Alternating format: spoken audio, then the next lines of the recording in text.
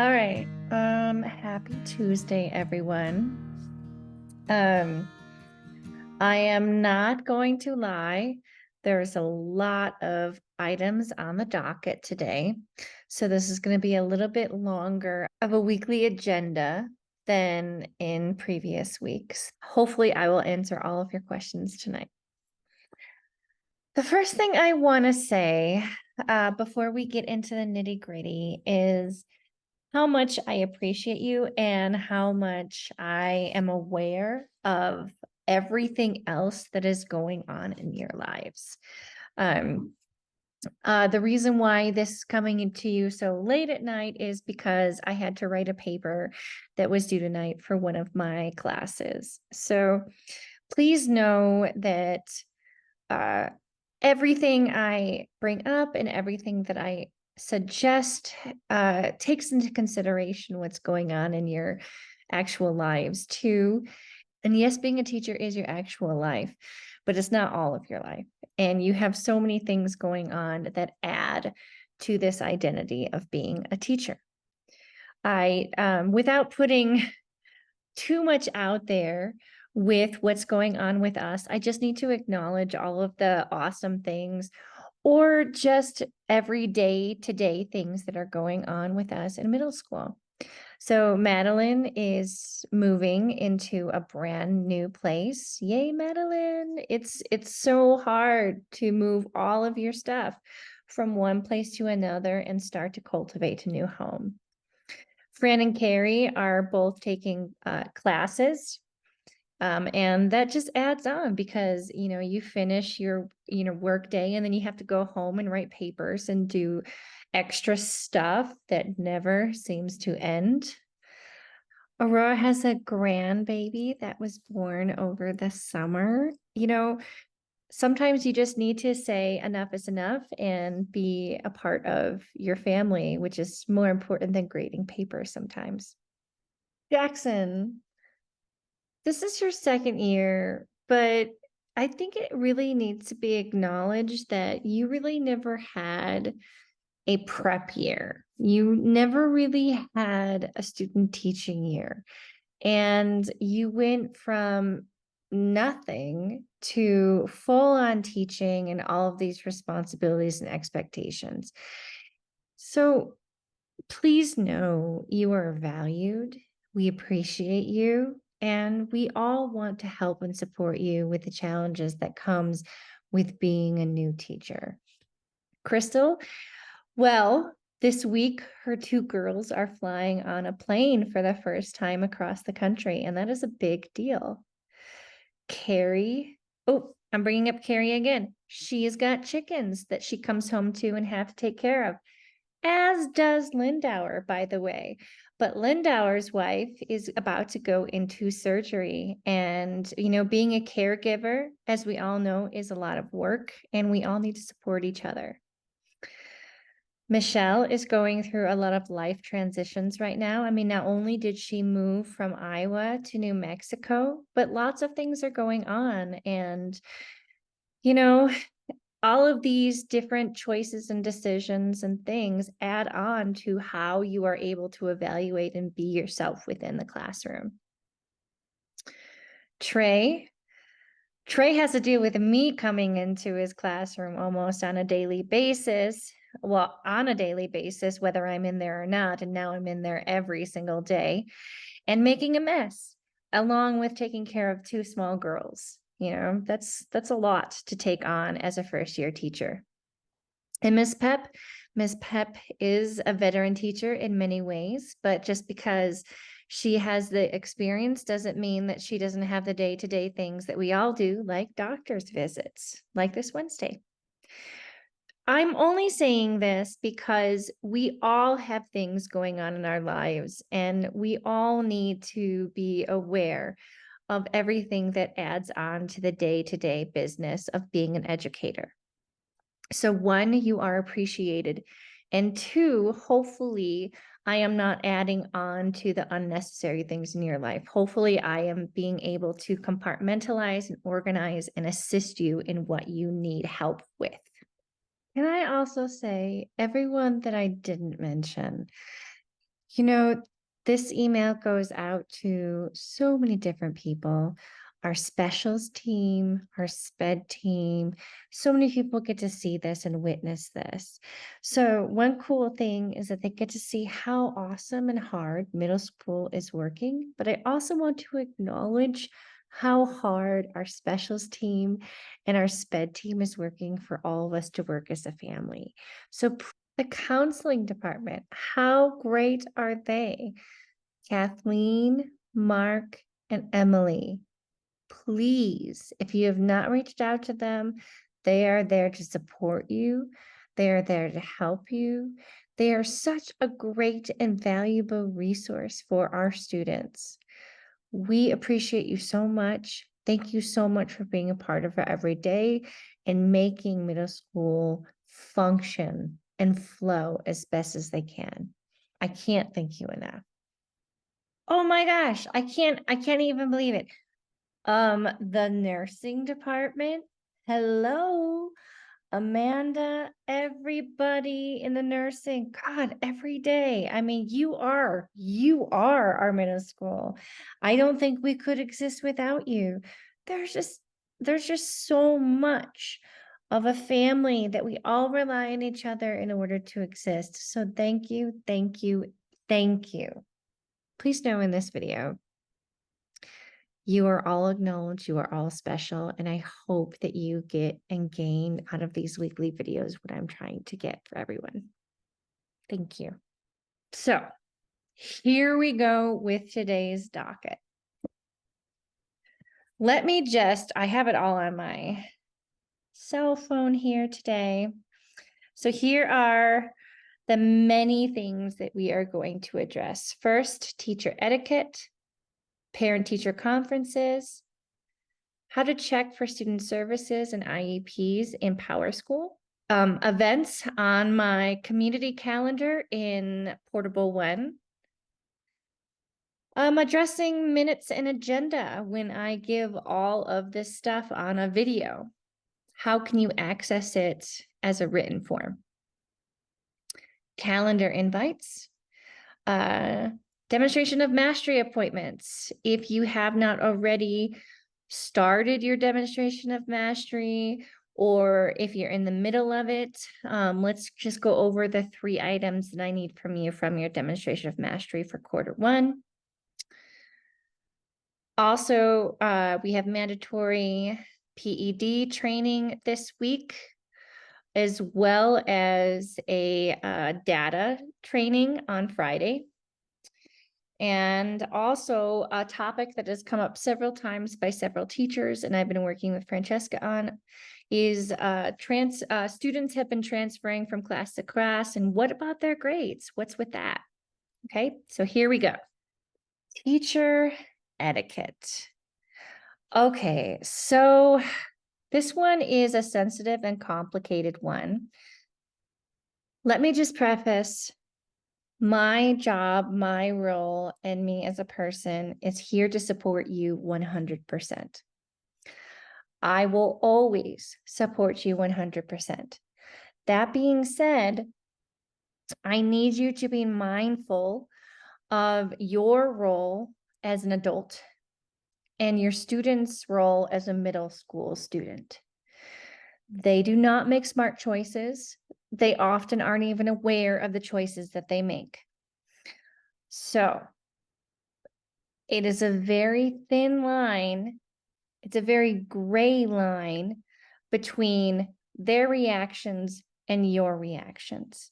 And so what I'm asking you to consider is if you do something and it doesn't necessarily feel right to you after you've done it. We've all said things and then we felt like we put our foot in our mouth, or maybe it wasn't the right thing to say.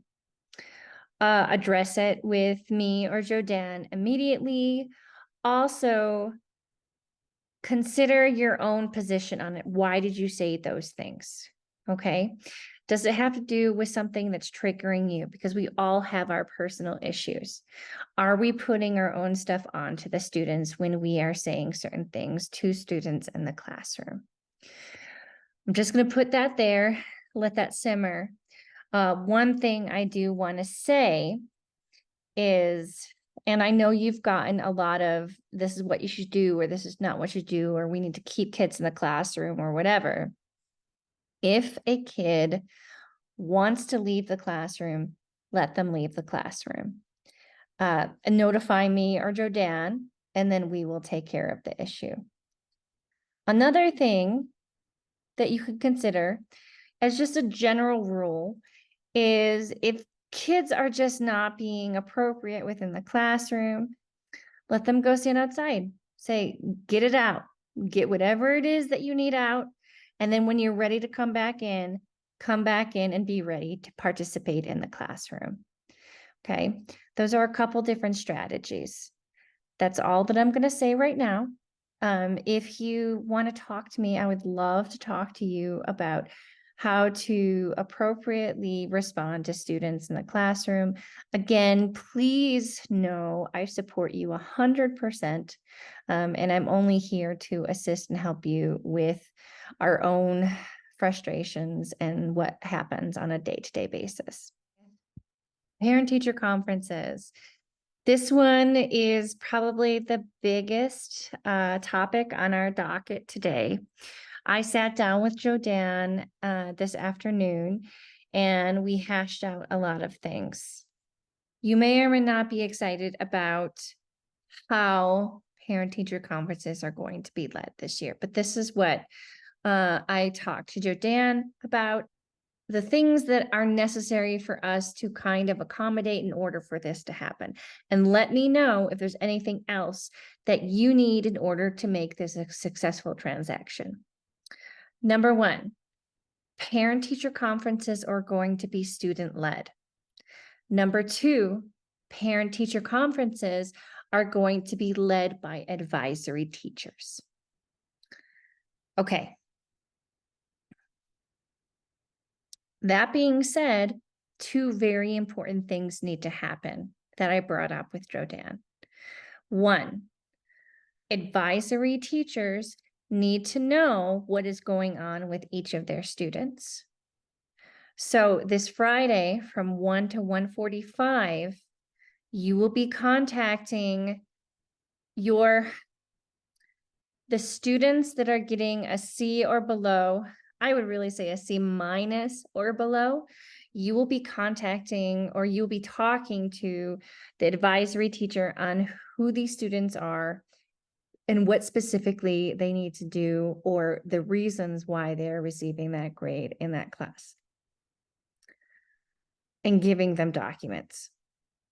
Number two, because this is being student-led, we also need to come up with a list of questions for the students to be able to drive this conversation. I will help you with this. I will give you a list of questions that would be helpful that will help drive this conversation. Some other things came up to me with this way of organizing parent-teacher conferences. I know a lot of you have been contacted by parents about students in your class and want to talk to you specifically about what's going on in your class. I don't think that they're going to necessarily be excited to talk about somebody else about the issues that are happening in your class. So this is how we're going to approach this. I'm coming up with a letter to send to parents, letting them know that this is how our parent-teacher conferences are being structured. And they will get a list of the advisory teachers and the students under there.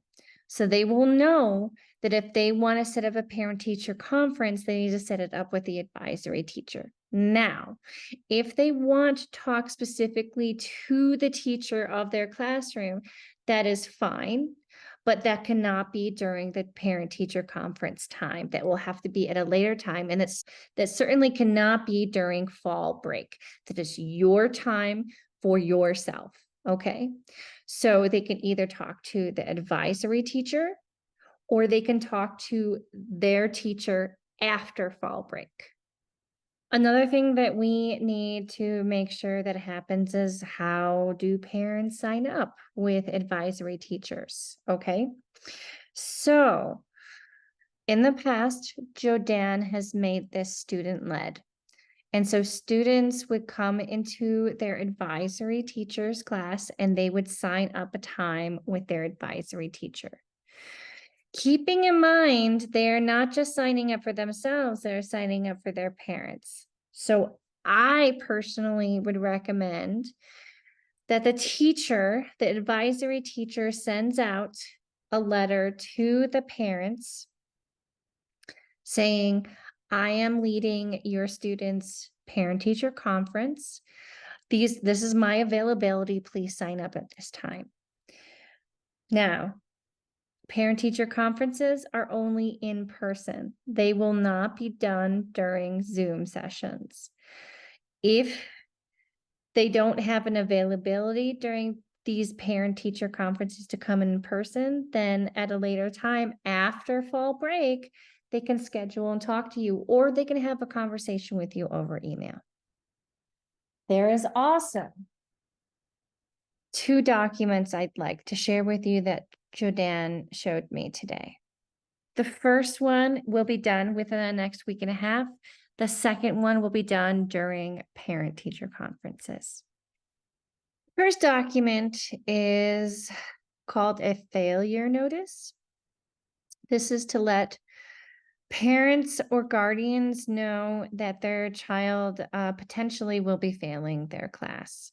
Hopefully by now you have contacted parents if there were lessons or behaviors in the class that maybe were leading to a downfall in their grade.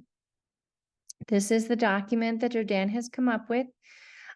Within the next week and a half, if you feel like they are potentially about to fail your class, please fill this form out and you will be sending it home in a paper version with your student twice. Okay. So it is notifying the parents. This letter is to inform you that your child may be in danger of failing my blank class. Their current grade is blank. Your child needs to submit the following items. It is very critical that your child gets these items turned in. The DPS is a very large part of your child's grade in my class.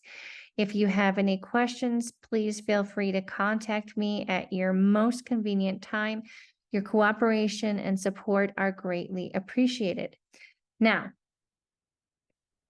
if you feel like you need to add to this document, by all means, please be more specific. I would appreciate maybe if you would just let me know if you alter the document in any other way. The second document is going to be done during parent-teacher conferences. This document is called an academic improvement plan. So this is kind of working with the student and working with the parent to acknowledge what everybody is going to collaborate and do together to ensure that the student succeeds in your classroom. So this is pretty much catered to the 4 core classes, but I think it is relevant and important to all of the classes. One thing that I really want to point out within this improvement plan is to suggest, what is the student going to do? What has the teacher already done to ensure or to advocate for the child? And what will they continue to do to make sure that the child will be productive in the class? And what is the parent going to do to ensure that these things are successful as well? I think that is the most important part of it. Okay. I am confident that you are already making strides in contacting with parents in order to make these things happen. Please let me know if you have any questions on the potential to fail document and the academic improvement plan. We can always work on how to make these documents better. Okay, I think that is all that I have for parent-teacher conferences. That was all right. That was a lot. The next thing that we need to do is how to check for student services and IEPs in PowerSchool. And this directly has to do with the new thing that is on your checkout on Fridays with the new template that I sent to you. Now, the reason why this is important is because we need to let the state know that we are providing services for our students in our classroom and who those students are and how we're providing those services for them. So everyone did a pretty good job. I'm still verifying exactly if it needs to be specifically set up by class or if we can just culminate all of our students together. But if you have a question on how to find these students, let's go into PowerSchool and see where to find them. Before I show you my PowerSchool, I need to make it abundantly clear that because of the sensitivity of this week's video, this is not a part of public domain. And only if you have the link to this video will you be able to see the information on it. Okay, so I've logged into my PowerSchool and I'm going to pretend like I'm taking attendance for the day. So I'm clicking on attendance.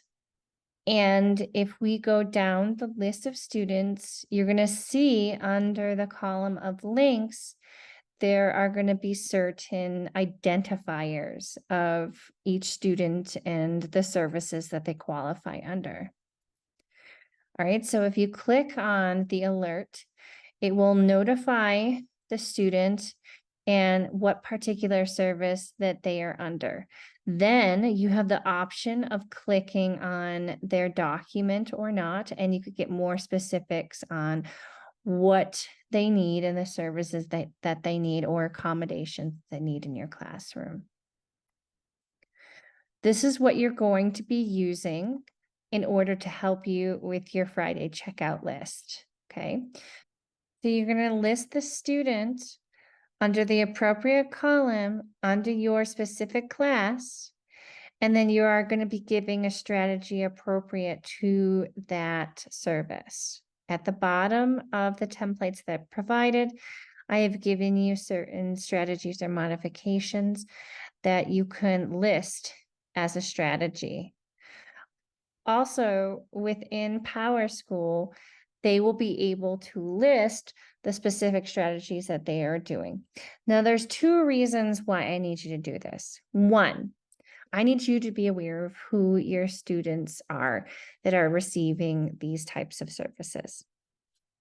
Two, we need to report it to the state that we are providing those students, those services to those students, okay? So if you are still having trouble being able to find those lists or those accommodations, please let me know and I'll be happy to help you with this added checkout component.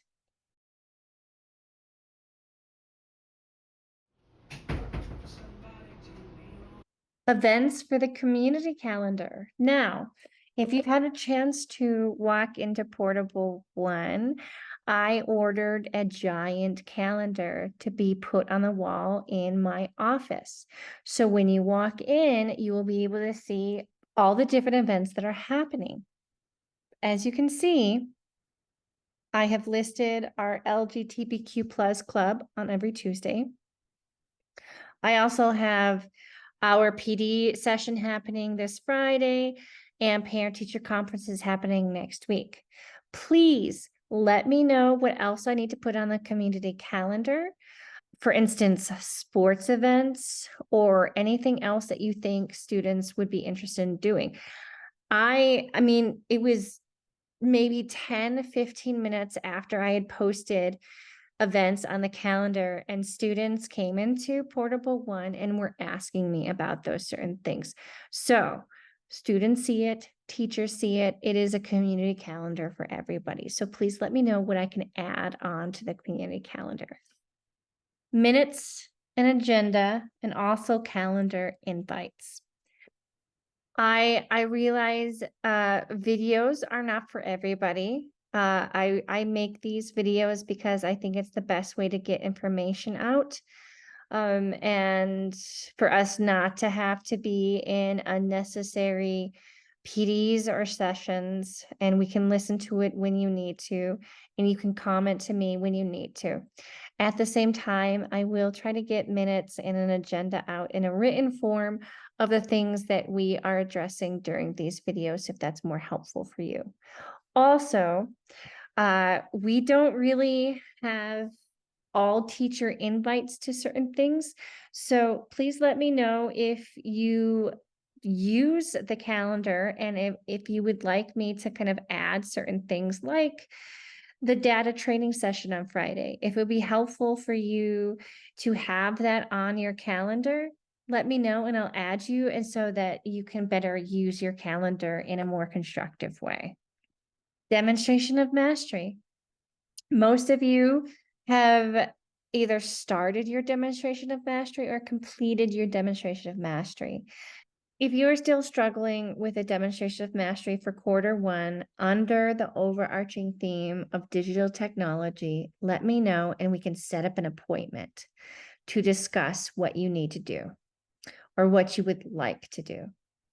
Now, once we come up with a concept and idea, we are going to be putting it in this checklist.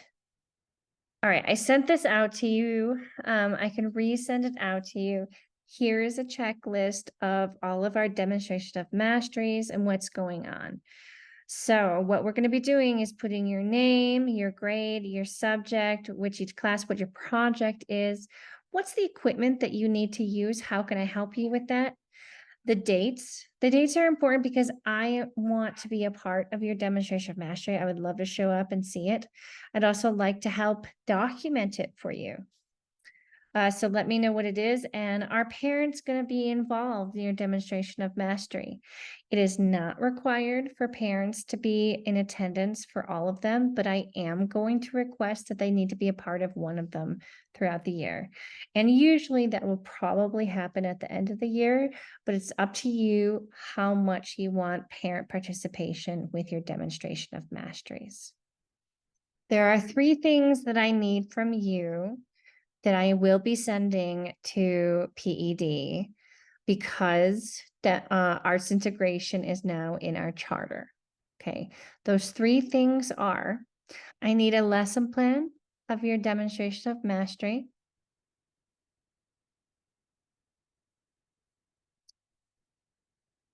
I need a rubric of each student. Now you can be sending out a rubric of your subject that is very specific, but this is the rubric that we need to send to the state. Okay, it's a very general rubric. I am sending it to you through a Word document. So if you want to adjust certain things that are specific to your lesson, you can.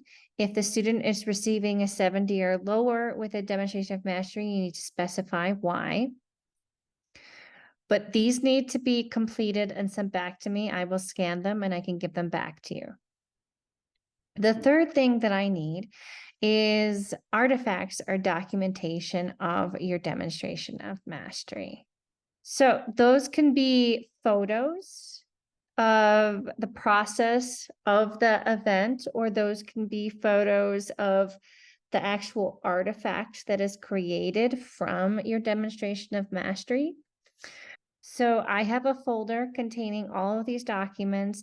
They are going to be sent to Francesca to actually put in a document form, and that's being sent to the state. As a reminder, this is not just the core classes, this is all the classes. So if you have not already created a demonstration of mastery or set up an appointment with me, I will be reaching out to you to make sure that everyone has created a demonstration of mastery and has the appropriate documents that we need to send off to the state. I know it's a lot. I appreciate you, and that's what I am here to help you with, okay? All right. Now, this Friday, we have one mandatory session, and then we have another mandatory PED session that can be done anytime from here until Friday. The first one is a data gathering presentation. It starts at 1:45 on Friday, and Kathleen has sent you the link to it. Here, let's see if we can find it.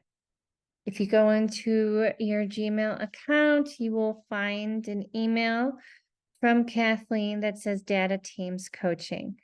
Okay, this is the link to our mandatory training on Friday at 1:45.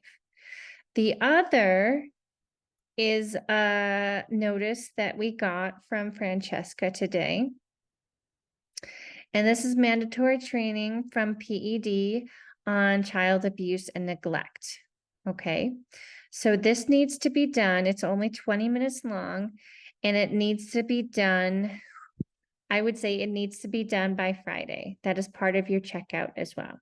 Okay. Last thing on the docket, which several teachers have had questions and asking about, is transferring students from class to class, and where did their grades go from before they got into your class? And how is that going to work? All right, so here's kind of the rudimentary process of the whole thing. So the students that have been transferred to your class, you don't see, they're transferred like they're a brand new student, like they've never been at Turquoise Trail before. That is how it's going to look in your power school. So they get kind of a get out of jail free card in the fact that they get to start with your class as fresh. Like it's they get to start from ground zero. Okay.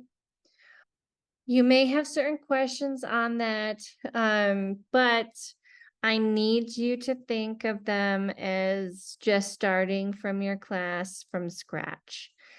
On their report cards, it will show the first 7 weeks in another class, and that is their grade. So if they were failing in that other class, it will reflect their overall grade. But when they start in your class, they are starting from scratch. If you have any more questions on that, please let me know, and I think I can gather that information for you. But I don't want you thinking that you need to accommodate the grade that they had before. I need you to think about where they are starting now and where they can go. That's complicated, that's layered, but that's what I need you to be thinking of. If you have any more questions on that, I will get more information on that. But that is where we're going from here on out. Oh my goodness gracious. That is it. That's all I have for you today.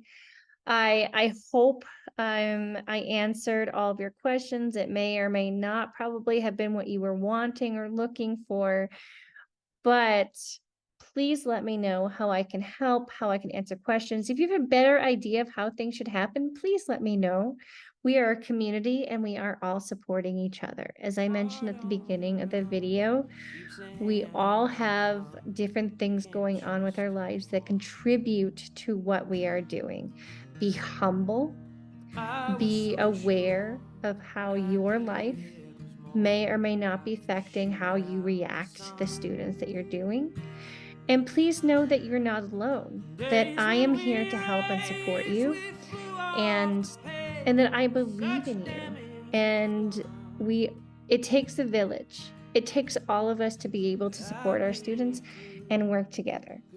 So here I am in week 7, and here we are making things happen.